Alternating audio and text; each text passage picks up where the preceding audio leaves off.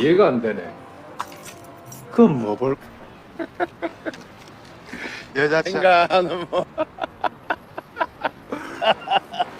여전하시네. 뒤에 원천이라. Halo guys, kembali lagi di channel Topeng Hitam Official guys ya. Bagaimana kabar kalian hari ini? Semoga kalian selalu sehat dan banyak rezeki ya guys. Kali ini kami akan menceritakan sebuah alur film berjudul Talk Us Iron. Separuh nyawaku adalah ibu. Jika ibu mati, maka aku akan ikut mati. Begitulah prinsip Gangcul. Talk Us Iron menjadi sajian drama melo tentang kehidupan yang dibubuhi dengan unsur mafia yang menarik. Cerita film yang berfokus pada ketulusan anak merawat ibu ini membuat kita tanpa sadar menitihkan air mata. Seolah tahu bahwa hati kita ini lemah jika sudah membahas soal orang tua. Film ini juga mengingatkan kita untuk membalas cinta ibu yang tiada tara. Film yang dirilis pada tahun 2013 ini disutradarai oleh Angonte. Tak hanya berisi drama yang mengharu biru, juga diisi dengan action yang cukup menegangkan ditambah bumbu romance dan persahabatan yang menjadi pelengkapnya. Oke, tanpa basa-basi lagi, inilah seluruh jalan cerita lengkap film Talk Us Iron.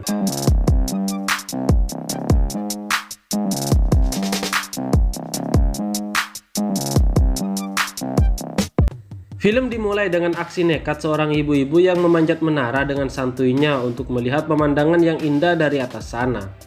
Orang-orang sudah berkerumunan dan berusaha mencegahnya melakukan tindakan berbahaya tersebut, termasuk polisi lokal di sana. Ibu yang bernama Sun Yi ini diketahui menderita Alzheimer dan penyakit diabetes sejak ditinggal mati suaminya. Beruntungnya, ia memiliki seorang putra yang amat sayang pada dirinya. Putranya itu bernama Gangcul, yang begitu sabar menghadapi perilaku sang ibu. Ia bahkan masih bisa tersenyum dengan tabah saat membujuk ibunya untuk segera turun dari atas menara. Dari aksi mereka ini, terdapat seorang pelancong wanita bernama Suji yang memotret dan melihat dari bawah. Gangcul bekerja sebagai buruh bongkar muat kapal ikan. Hari itu ia dihampiri oleh teman lamanya yaitu Jongsu, yang saat ini sedang mengejek Gangcul karena bekerja serabutan. Sedangkan dirinya bekerja di bawah pimpinan gangster yang bisa meminjamkan uang. Meski begitu, Jongsu tidak mau disebut preman, apalagi lintah darat. Scene kemudian berpindah di suatu tempat di mana di sana ada pertemuan antar gangster. Ketika itu, Wigon yang melihat kakaknya diperlakukan tidak baik oleh bos gangster mencoba mencari pistol dan berniat membunuh bos gangster itu. Tapi sang kakak justru menyuruhnya pergi. By the way, Wigon ini akan gagap bicara ketika marah ataupun gugup. Setelah kembali ke ruangan tadi dan menodongkan pistolnya, Wigon tidak mendapati mereka di sana. Jauh berbeda dari dirinya, sang kakak justru selalu bersikap tenang dalam menghadapi masalah meski terkadang harga dirinya juga diinjak-injak. Keesokannya di sebuah kafe sederhana, Gangcul dan Jongsu bertemu dengan Suji. Di sini mereka belum berkenalan dan Gangcul sepertinya sudah jatuh hati dengan pelancong cantik tersebut.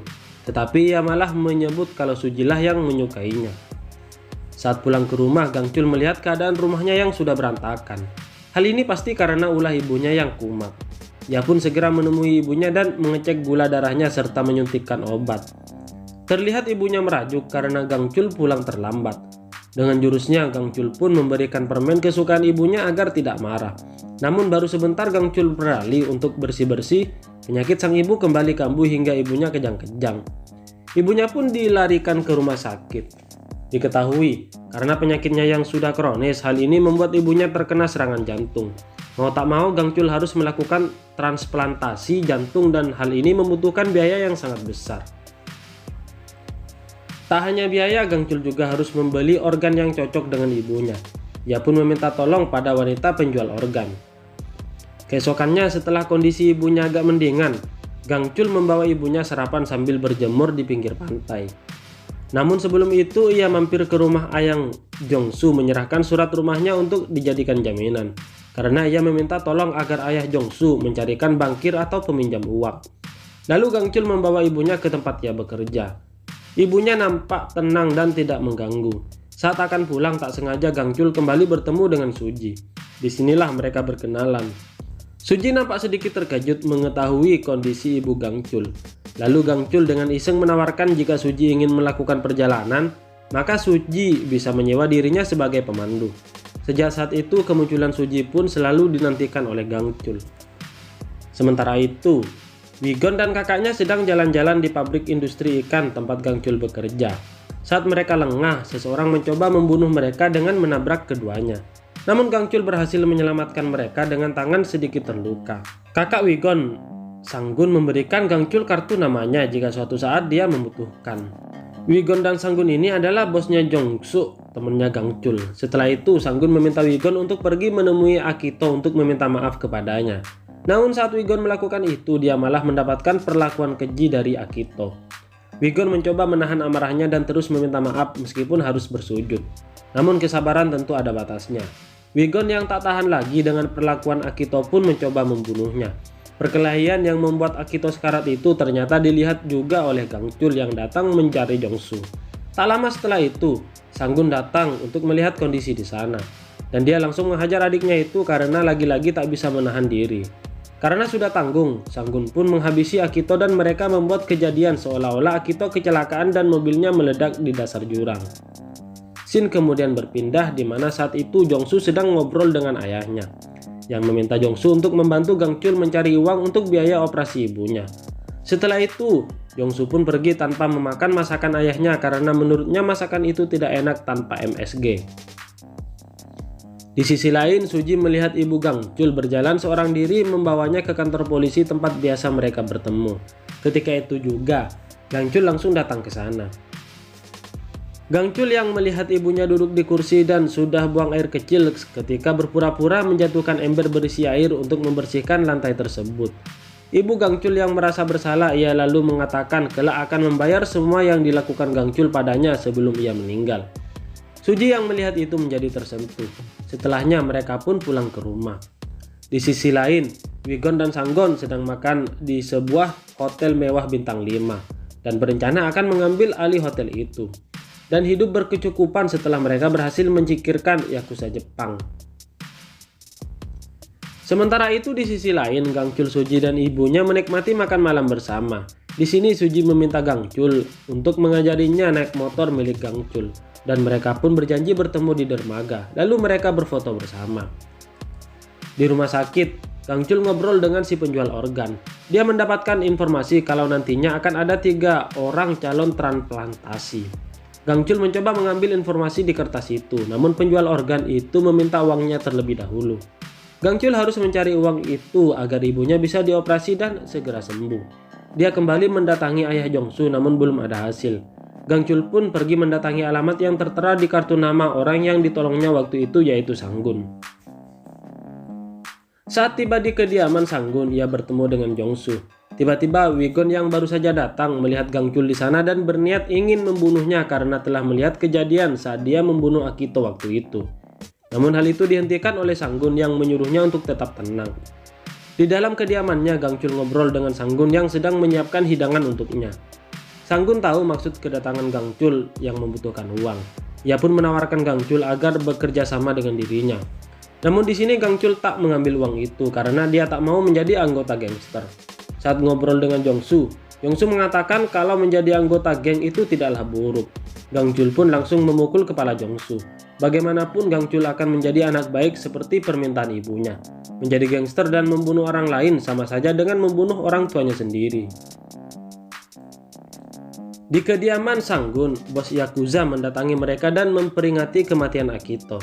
Sanggun mengatakan menurut polisi kematian Akito disebabkan karena dia ngebut. Bos Yakuza itu tentu tidak percaya begitu saja dengan omongan Sanggun.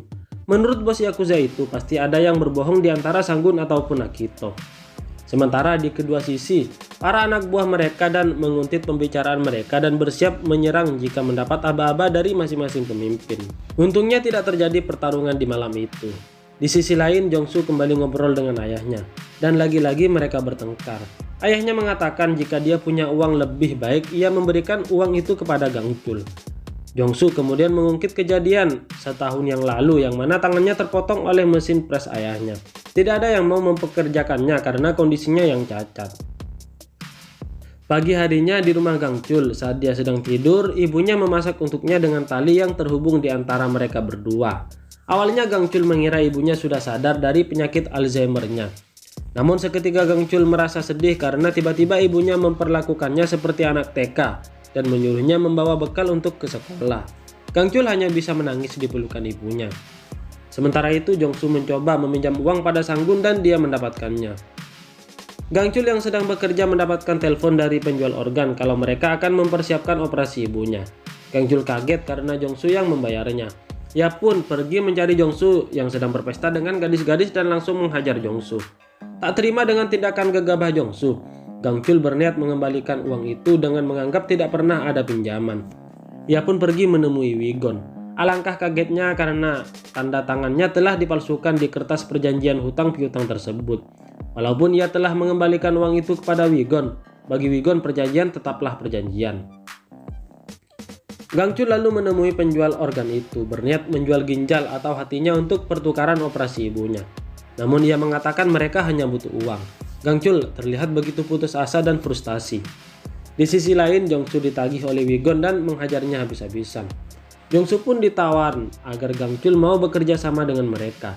Gang Chul kembali menemui Sang-gun. Ia menerima tawaran Sang-gun, yakni membebaskan Jong-soo asal Gang Chul mau membunuh seseorang. Tanpa pikir panjang, Gang Chul menerima tawaran itu. Selain bisa menyelamatkan Jong-soo, ia juga ingin menyelamatkan ibunya yang sedang sekarat. Gang Chul pun pergi menemui Jong-soo yang sedang sekarat karena dipukul oleh Wi-gon. Gang Chul dan Wi-gon kemudian bertarung habis-habisan. Tentu saja pertarungan itu dimenangkan oleh Gang Chul. Namun ia tidak membiarkan Wi-gon mati, malah menyelamatkannya saat akan tenggelam.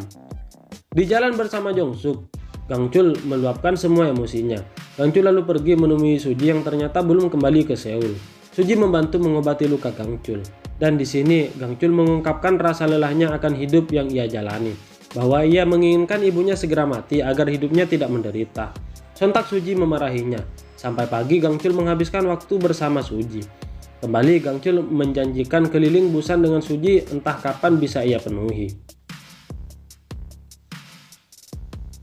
Ketika kembali ke rumah sakit dengan Suji, Gang Chul tidak mendapati ibunya di kamar. Mereka lalu pergi ke kantor polisi tempat biasa mereka bertemu jika ibunya hilang. Namun di sana juga tidak ada. Gang Chul terlihat begitu putus asa dan berteriak hingga akhirnya dia melihat ibunya sedang menaiki bus. Sontak ia dan Suji mengejar dengan becak motornya. Di dalam bus adegan haru pun terjadi. Gang Chul mengungkapkan rasa lelahnya dengan sikap ibunya yang seperti itu. Ia membuat ibunya takut, lalu ibunya mengungkapkan bahwa ia sangat rindu dengan ayah Gang Chul yang telah lama meninggal. Gang Chul menangisi keadaan dan ibunya yang harus menganggap dirinya adalah ayahnya. Namun akhirnya sambil menangis mereka pun berpelukan dan Gang Chul kembali berjanji ia tidak akan pernah meninggalkan ibunya lagi. Keesokannya Gang Chul yang melihat ibunya akan dioperasi dari balik kamar. Wi-gon dan anak buahnya mendatanginya dan mencoba mengancamnya. Namun Gang Chul tak gentar dengan ancaman itu dan membuat Wi-gon berbalik gugup. Setelahnya Gang Chul pergi menemui Suji dan mengajaknya untuk belajar naik motor seperti permintaannya waktu itu. Tapi di sini Gang Chul berniat meninggalkan Suji karena dia tidak ingin Suji kenapa-napa karena dia akan melakukan aksinya. Suji yang tahu hal itu mencoba menghentikan Gang Chul namun tidak bisa. Sebelum pergi Gang Chul menemui ibunya dan menanyakan apakah ibunya tahu namanya. Dan ternyata ibunya masih ingat dengan namanya. Dengan sedih Gang Chul pun memeluk ibunya dengan begitu erat. Setelah waktunya tiba, Gang Chul pun menyamar menjadi petugas hotel mewah dan mengambil pistol yang akan digunakan untuk membunuh bos Yakuza. Namun siapa sangka saat bersiap menembak kepala Yakuza itu, ia justru ditusuk oleh sang ibu Yakuza dan yang lebih malang lagi ternyata pistol itu tidak berpeluru. Karena pelurunya sudah diambil sebelumnya oleh anak buah Wi-gon. Di sisi lain ibu Gang Chul nampak kejang-kejang dalam kondisi kritis. Yang mengejutkan, bos Yakuza itu menembakkan pistolnya ke arah anak buahnya yang diduga berkhianat. Saat akan menembak Gang Chul, sang ibu melarangnya dan Gang Chul pun berhasil pergi dari sana. Gang Chul menaiki van yang menjemputnya. Ternyata di dalam itu ada Wi-gon yang berniat membunuhnya. Sementara Sang-gun memasuki hotel itu, bos Yakuza sudah bersiap akan menemuinya. Perkelahian antar Gang Chul dan Wi-gon beserta anak buahnya menyebabkan banyak kecelakaan lalu lintas. Hingga akhirnya Gang Chul terpental keluar dan Wi-gon tertabrak truk dan meninggal dunia. Beruntung Gang Chul dapat dilarikan ke rumah sakit. Kembali ke hotel, Sang-gun mengira kalau yang datang menyapanya adalah Gang Chul. Namun dia salah karena itu adalah bos Yakuza tadi yang tak lama langsung menembak Sang-gun. Hingga Sang-gun pun tewas seketika.